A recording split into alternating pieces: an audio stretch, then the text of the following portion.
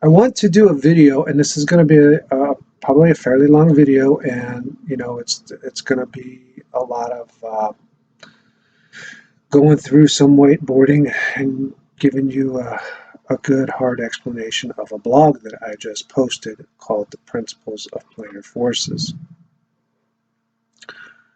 Now what I did was I wanted to lay down some basics about this that I use to come up with what I'm coming up with, things that I feel are axioms, right? Type stuff.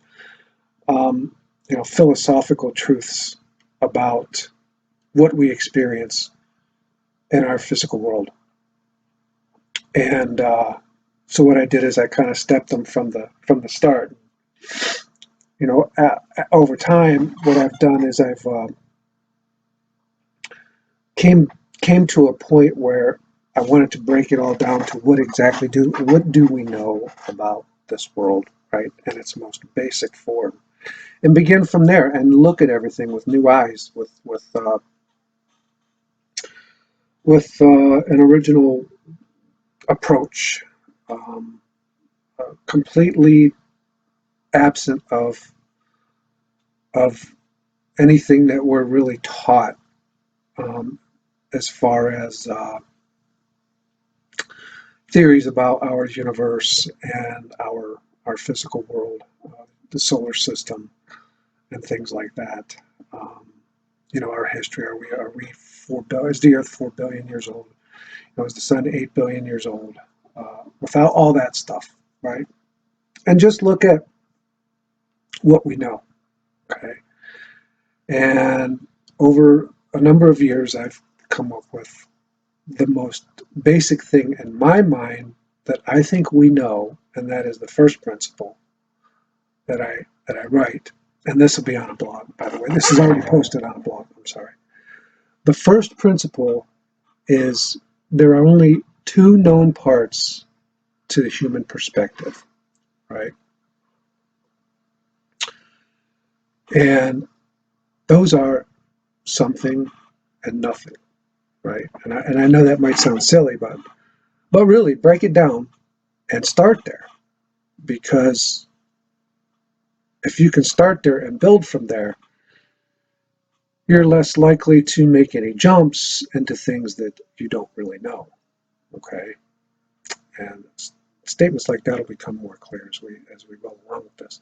But in other words, I'm just saying, all I'm saying is everything that you see in this physical world, everything you see, you either see something or you see nothing. And essentially, when you boil it down, the nothing that we see is, and when I say what you see, I mean, you can physically verify that it's there, right? I don't want to get into, gas molecules and stuff like that. I mean, I understand that that's here. We don't need to really break it down like that. We just need to say there is the physical world, and there is nothing which contains the physical world, okay? And the reason you know that something exists is because you can define it. And how can you define something exists? You do that by verifying the border of it. Once you verify the border of something, you know it exists.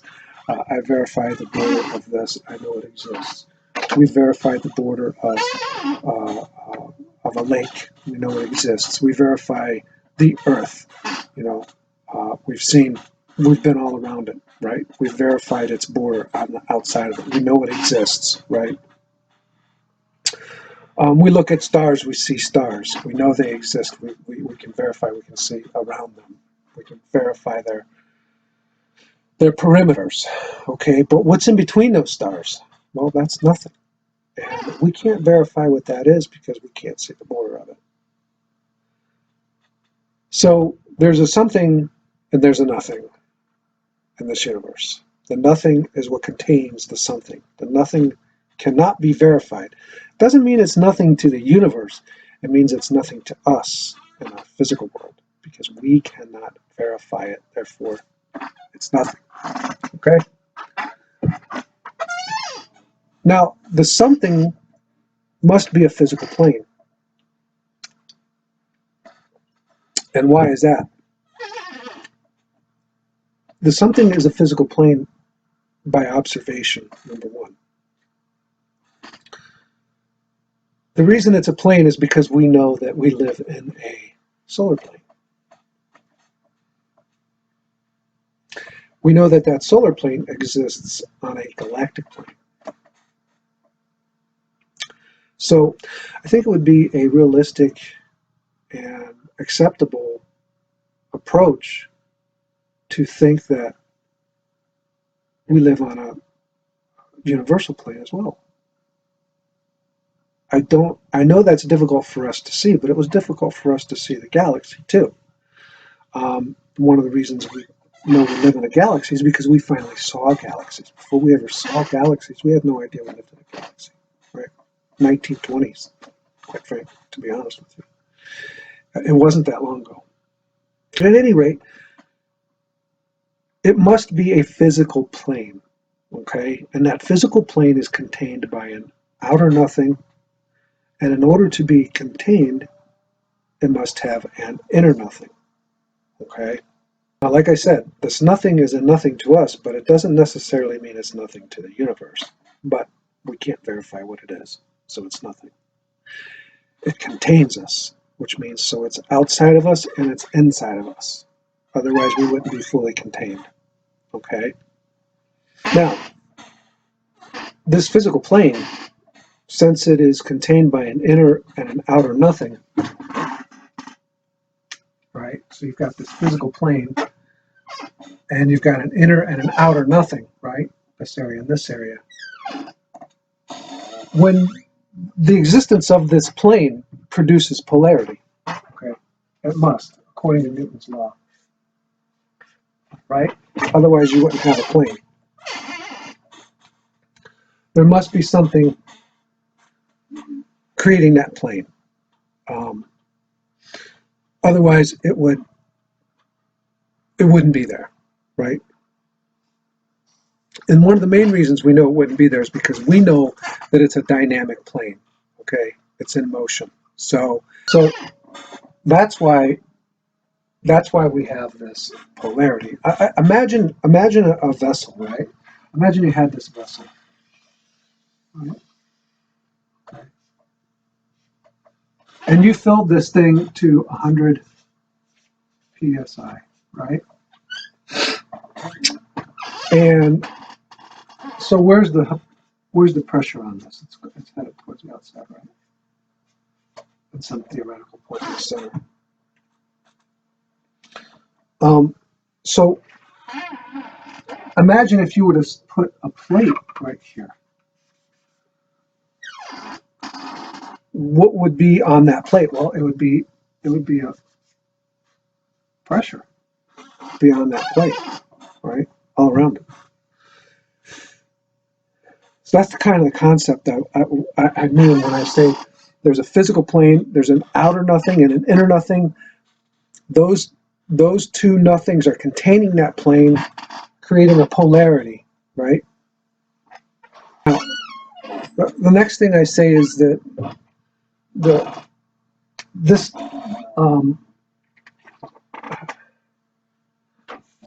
physical plane is actually the shell of a sphere, right? I'm going to make that look like a shell, you know. It's a shell of a sphere, right? And why is it a shell of a sphere? Well, because this is how we can define it as an infinite plane. If you're inside the shell of this sphere, it would be an infinite plane to you, right? Doesn't matter where, because even though it's round, imagine it's a plane, right? It's a physical plane. Even though it's round, it's a shell of a sphere, okay? Imagine your vision followed the curvature of it, okay? It would be infinite. And that's how you would have the infinite physical plane that we see in the night sky. Imagine it actually like a balloon.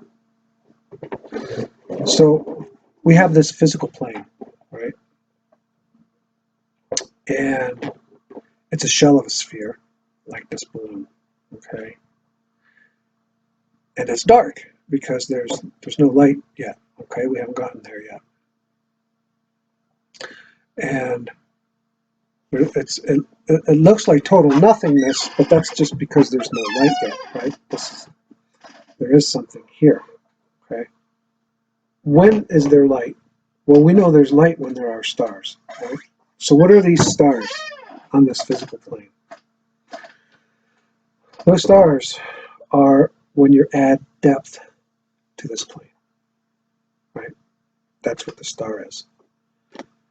You see a star when this physical plane has depth added to it. Now, if you can imagine, say, if you add depth to this plane, right? What would happen if this was these seams? When you move this, you increase this surface area. You rip it. You don't rip this balloon because it stretches. Okay, but imagine if this balloon didn't stretch and I pushed on it like that, you would rip it, right? You would rip it. If you pushed in it, if I pushed in it, you would rip that plane. That's what you would do. Next, what I'm going into is what that ripping is, okay? When you put that rip into here, that's when you create stars. That's when you create galaxies. When there is a rip or a tear in the physical plane. And what you're seeing is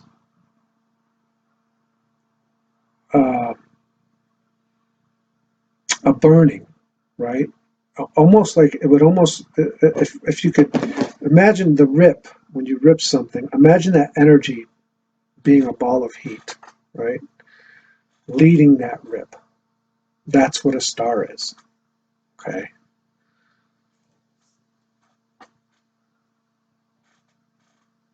On a macro level, it's a galaxy, but it's the same thing. Stars are creating a rip inside galaxies. Galaxies are creating a rip inside the universe. So I go into that in other videos. I don't know if I go into that with this, but at any rate, the ripping of the physical plane is a star. That's the sun. Okay, that's where it's getting its heat. That's where it's getting the fusion from. Okay.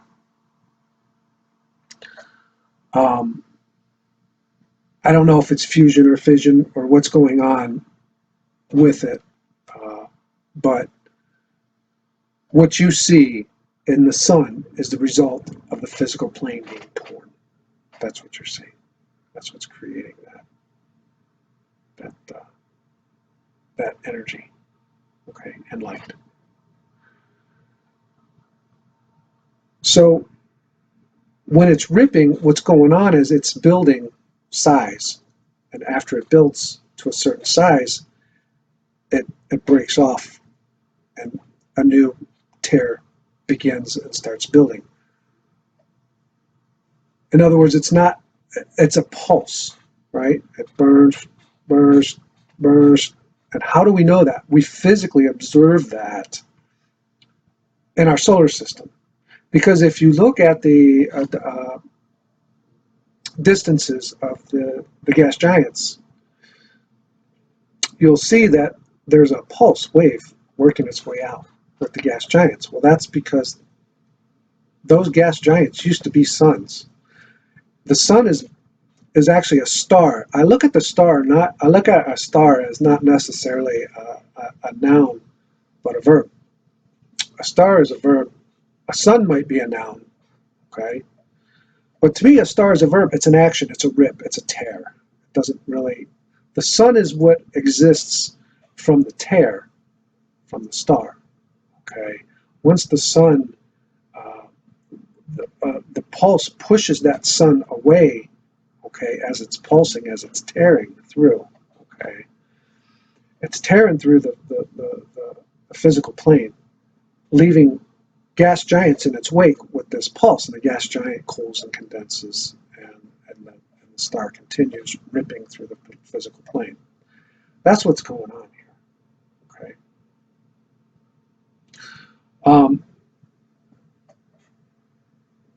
That's why the Saturn and Jupiter and Neptune and Uranus, they all have a bunch of moons that are bigger, right? Like almost Earth size. They used to be the center of the solar system at some point. This is a very long term. I don't know how long this pulse takes. I don't know when the current sun you see is going to detach from the star, the burning star that's ripping the physical plane, right? I don't know when that happens, but you can see that the the distances between Saturn and Uranus and Neptune all create a wavelength, and Jupiter is the midpoint of that wavelength, which is kind of so. I'm not exactly sure why Jupiter. I think Jupiter will eventually become the same distances as those other ones, right? It's working its way out as well. The ripping itself is following a Fibonacci sequence. Now, you would think, well, if you push down on this to rip it, it could just rip in a line anywhere, but that's not what happens, and there's a reason for that. And the reason for that is essentially the Fibonacci helix. Instead of it looking like this, it looks like this. And the reason it does that is because you're adding depth to a plane. Now, a lot of people always talk about how the Fibonacci, is it's a reflection of life, and it is the reflection. It's precisely what it is, but no one ever tells you why, because I'm not sure anyone really knows why, other than, in my estimates, the reason that everything reflects this helix in nature is because you're adding depth to a plane, right? And I'll show you. I can give you an illustration of why that is.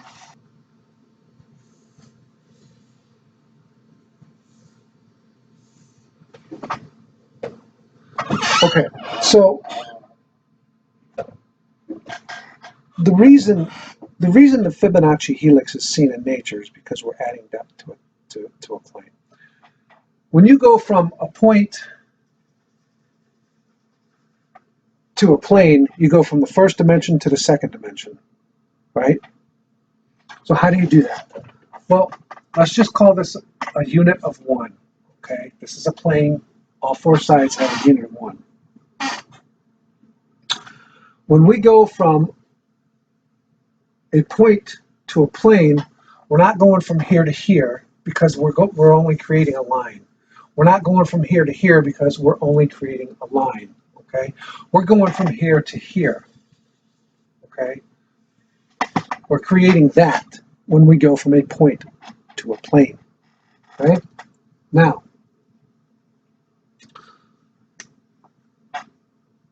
when we go from a plane to 3D, what do we create? Okay, that's a box, right? So we're going from a point to 3D. What are you doing? Okay, well, we're not coming here. We know that's just a line. We're not coming here. We know that's just a line. We're not going here because we know this is a plane, right? This bottom part. We're not going to here because we know this is a plane, right?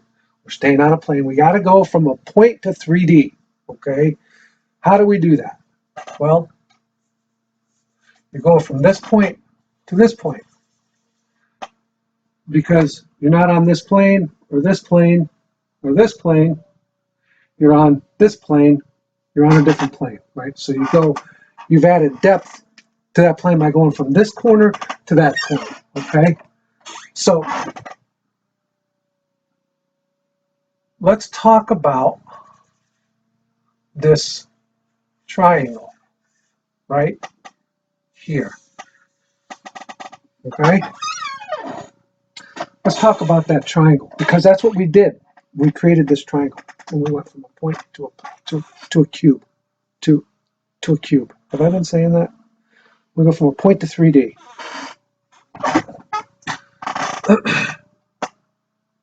What did we do? Well, let's draw this triangle out real quick, just like you see it here, right? Okay? Now, we know this because this is one, and this is that plane, right? This is a plane, right? And this is the cross corners of a plane. We know that that's the square. All right, so this is 1. And we know that this is the square root of 2, right? Because of the Pythagorean theorem, right? We know that's the square root of 2. So now we have this side as 1. This side is the square root of 2. We're looking for this hypotenuse right there, right? What is that hypotenuse? Well, 1 equals the square root of 1, right? So what happens, we know we need to get a squared plus b squared equals c squared. This is a, this is b, this is c, okay? So what we're going to do is we're going to say the square root of 2 squared, the square root of 1 squared equals what squared? Well, the square root of 3.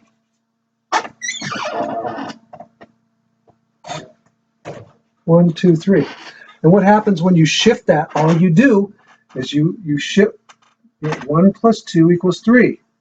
If you shift that and go from the second dimension to the fourth dimension, you would have,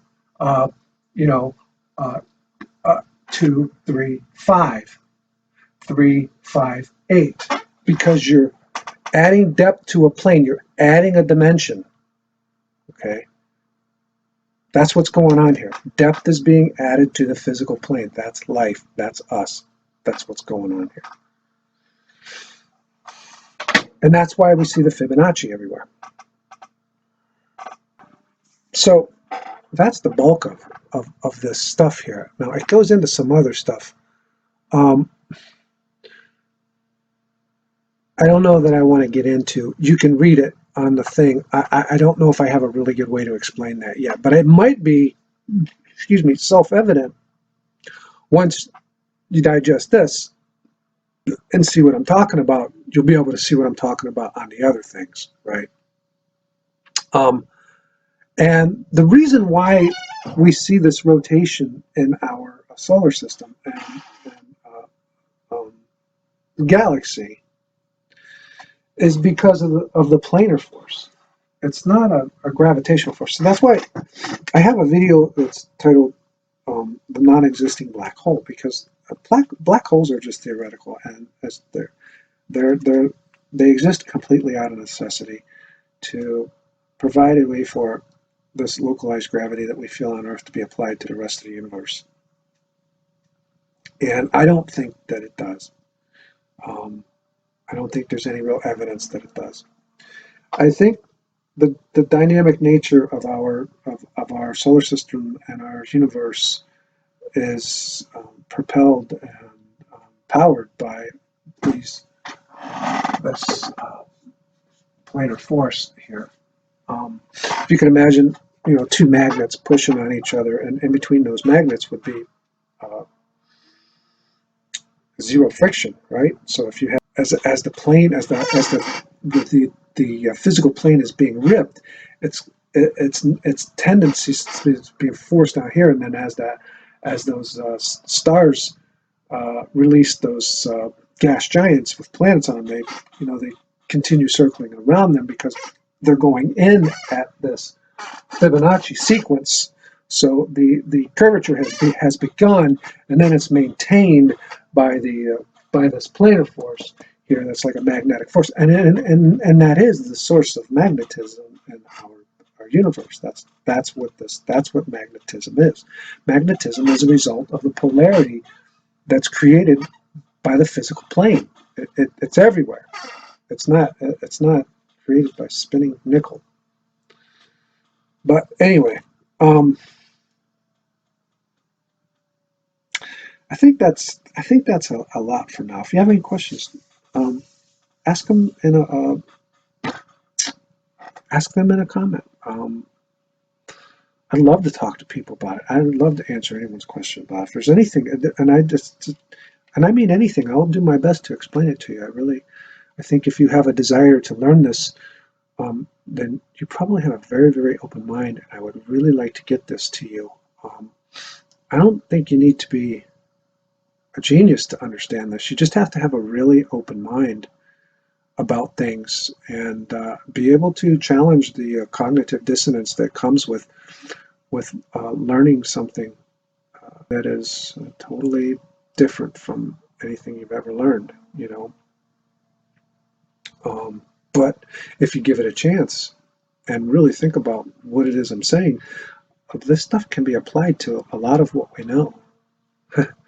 and all this stuff matters, right? Because, if you think about the future of our sun, I think the writing's on the wall where this thing's going to end up. So I think if humans want to survive this, they need to understand this cycle and survive this cycle. I believe that this is what has caused this technical revolution in humanity, because I think we need to start thinking about how we're going to survive this as a species. And I think life on Earth wanted to survive this as a species, and this is the adaptation that came along, was our technical advances, and especially such a very short time. So I think we need to understand why things are the way they are. Why did we all of a sudden, take off after being basically in the same very, very, very minimal marginal progress for thousands and thousands of years, and then all of a sudden, especially in the last, obviously, 100 years, but even if you want to go back 500 years and, look at how this thing is exponential, you'll see that the Earth is, or the humans are trying to survive this. Life on Earth is trying to survive this cycle, and it's going to be through us. And I'm not sure that we're really up to this task, but I think the first step is to understand it and understand what's coming. I don't know. I'm not saying it's coming tomorrow. Probably have thousands of years, maybe hundreds. I don't know, but it matters because at some point the sun will cool and we're going to be like a Titan, around Saturn. It's going to be a frozen planet, and either we're going to dig in or we're going to go out. And so, if we want to survive this as a species, so I don't normally get into that part of this too much. I want that just to become self-evident and implied once this is understood, and people can decide what we would do to survive it. But at any rate, thanks for watching. Hope you enjoyed it.